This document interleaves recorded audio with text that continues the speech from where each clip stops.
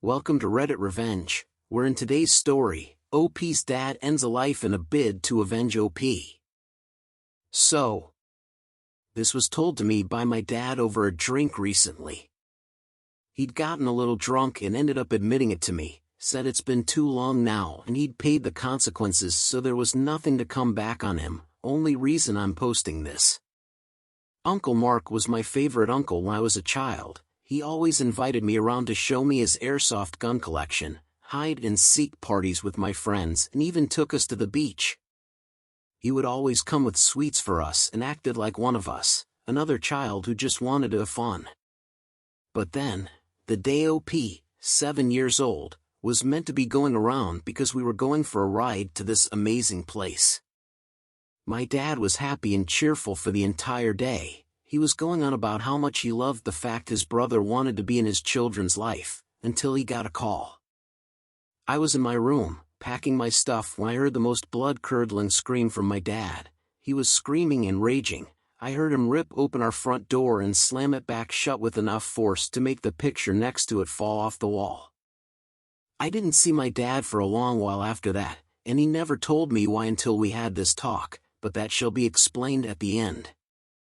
Mom had a lot of money saved up from a minor lotto win, so we were okay, and she always smiled and said Daddy is just away for a little while because he was looking after me and my siblings whenever I asked where he was. Uncle Mark didn't come around either during this time, but we did see him in town a couple times. Funnily enough, he ran away the moment my mom saw me waving at him. 9 months later, Dad came home and I excitedly ran and hugged him. He hugged me right on back with a good squeeze. We had a party to celebrate him coming home. We had Perry food and cake and all the usual stuff. I was just happy my dad was home though. A week or so later, Dad sat me down with the other children and explained that Uncle Mark wouldn't be coming around anymore. When asked why, he just said Uncle Mark was a bad person and that if he ever tried to talk to us, we were to ignore him and come find one of them. We all agreed because my dad always knew best after all. One day, a year or so later, 9, at this point, I'm coming out of school to wait for my parents to pick me up. My other siblings were either at secondary school or too young for school, so it was just me. I see Uncle Mark stood there with a big grin. I get nervous when he comes up to me, saying he's here to take me for a ride. I tell him I'm not supposed to talk to him, that he's a bad person like my dad said. Uncle Mark got this scary look on his face for a second, then told me it was all good and his parents had changed their mind and made to take my hand. That's when I saw my dad just appear. My dad punched Uncle Mark right in the face and little old me saw blood fly as Uncle Mark went sprawling. I didn't see much after that except Uncle Mark running away with my dad chasing him.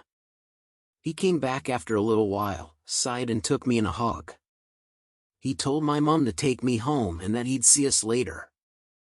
I don't know why, but I knew there and then it would be a long time before I ever saw my dad again. And I was right. 5 years. 5 years my dad was gone. My mom eventually admitted to us that he was in prison for protecting us, and we all guessed he'd done something to Uncle Mark. And he had. Turns out Uncle Mark liked kids. He liked them a lot. And that day I was meant to go to his house. My aunt, Uncle Mark's wife, had called my dad and told him she'd found some pictures under her in Mark's bed of children and she was scared of what to do because Mark was a big man and it was later revealed he abused her, so she was scared to call the police on him, and my dad had gone into a rage and stormed over to his house. He'd smashed in the door to find Uncle Mark screaming at my aunt as she waved the pictures around in hysterics. My dad had beaten Uncle Mark within an inch of his life, Uncle Mark screaming he'd make him pay as the police had arrested my dad.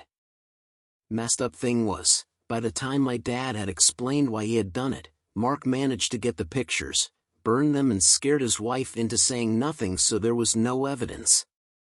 My dad was sent down for assault but made sure my other uncles and older cousins were around to protect us in case Mark came back. But oh no! Mark waited until my dad thought we were safe. And then, according to my dad, had come to kidnap me from the school right under their noses. Who would stop him? People didn't believe my dad when he explained Mark was a predator. They thought he was just excusing himself for attacking him. After all, the police hadn't found anything, and his wife said my dad was a liar, whereas my dad was the big angry guy with a few assaults under his belt already. So all they saw was my nice uncle here to pick me up. He had gotten away from my dad at the school. My dad had tripped and it gave him the chance to run. But my dad knew where he would go. Knew Uncle Mark would run home to hide and more than likely destroy any evidence he had gotten since destroying the last lot. He also knew the police would be on his tail for the attack on the school, so he didn't have long.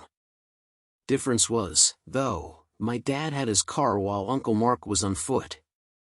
So he drove over and demanded to know if my aunt was going to lie again, after what Uncle Mark had just tried to pull.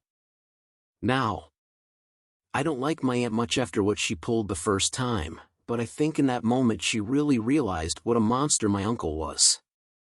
He was willing to do this to her nephew just for pathetic revenge for being called out as a predator. She said she wouldn't stop my dad or save Mark this time. My dad ordered her to get all the evidence she could as he waited for Mark to appear. She came back down with pictures. Lots of pictures. He then told her to go, wait 1 hour and then call the police. He was ending this. And as Uncle Mark appeared, my dad, who had been waiting behind the wall of his garden, slammed him through the door of his house. And then proceeded to beat him to death in his doorway. He apparently towards the end couldn't see the floor through the blood. My dad was arrested on murder and did so without resistance, only saying he wished they'd done his job for him. But when it was revealed that Uncle Mark was indeed a predator who had attempted to kidnap me, and the fact that they had to face the fact they had allowed a predator to run free, he was instead charged for manslaughter, his lawyer stating my father had gone into a protective rage and had only intended to render him harmless. Funnily enough, no one argued in defense of the predator for my dad getting the murder charges. He said he didn't regret it, but that he wished he had done something else purely so that he didn't miss out on so much of my life. I told him I was forever going to be proud of him for that, and that I loved him. I was a bit shocked I wasn't told just what Uncle Mark was for so long. But my dad asked if it would have made it any better to be told as a child what he really was, or now as a man who can handle the truth, and he was right. Me as a child would not have been able to mentally handle it. I'm barely able to handle it now. Wow, OP's dad really went above and beyond to get his revenge. And now time for a couple of comments. Pretend_refuse 8882 says, a good father indeed. To give up his freedom to protect his kids. And Supersilk says, your dad's a lad. I usually say murder is wrong, and in this case I kinda wish your uncle went to jail for being a horrible person. But after what he attempted to do, I'd say what your dad did is more than understandable as a reaction. Either way, even if Mark was arrested, I still think something would have happened since pedos don't do well in prison. Thanks for listening. Please make sure to like and subscribe for daily Reddit stories.